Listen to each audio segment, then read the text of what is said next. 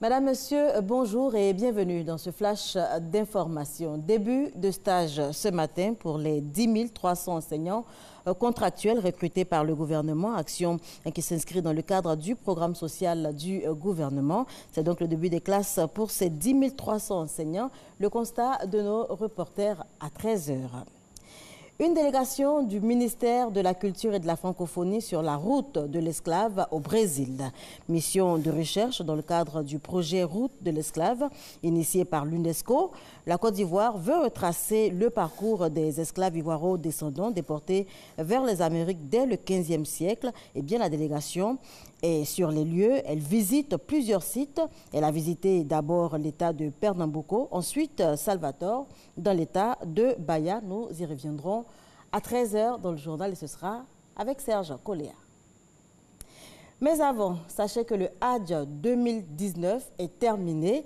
Les premiers contingents étatiques ont regagné hier après-midi Abidjan et comme au départ, ils sont au moins 500 à avoir regagné la capitale ivoirienne. C'est ce que nous dit Pargassoro Koné. Après un mois passé en terre sainte d'Arabie Saoudite pour accomplir le 5e pilier de l'islam, le Hadj, les 500 premiers pèlerins ivoiriens du contingent étatique sont de retour. Ils se disent heureux d'avoir accompli avec quiétude leur devoir sacré, mais surtout se réjouissent d'avoir prié pour la paix, la cohésion et le développement de la Côte d'Ivoire, non sans témoigner toute leur gratitude au président de la République, Alassane Ouattara. Grâce à lui, quand nous sommes arrivés là-bas, on était bien traités, vraiment c'était agréable, on était bien logés.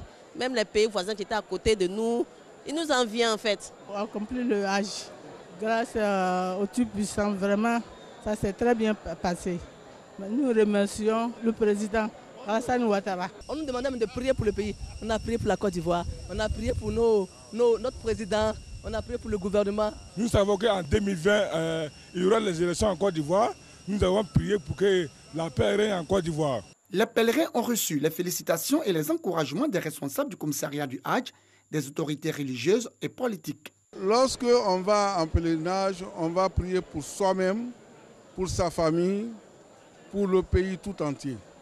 Et nous sommes certains qu'ils ont formulé des prières, des bénédictions pour le pays.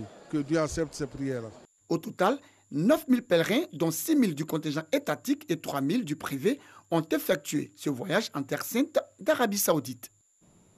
On poursuit en images hors de chez nous, d'abord au Tchad, où l'état d'urgence a été déclaré dans 2 provinces de l'est du pays. La décision a été prise par le chef de l'État pour les 3 mois à venir. Cela après les affrontements meurtriers entre communautés, affrontements qui ont fait des dizaines de morts le long du mois d'août.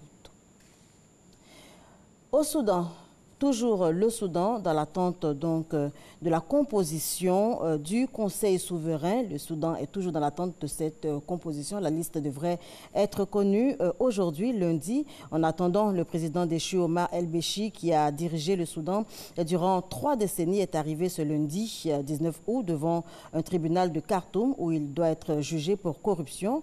L'ex-chef de l'État, déposé par l'armée le 11 avril en réponse à des manifestations massives, est arrivé donc en matinée, exhorté par un imposant convoi militaire.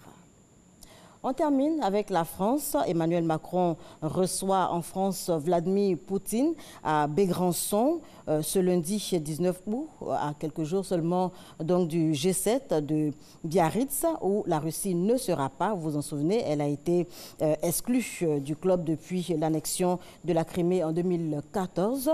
Le président français veut toutefois faire le point sur les grands sujets internationaux avec son homologue russe qu'il considère comme un partenaire incontournable. C'est ici qu'on s'arrête pour ce flash d'information. Je vous retrouve à 13 h.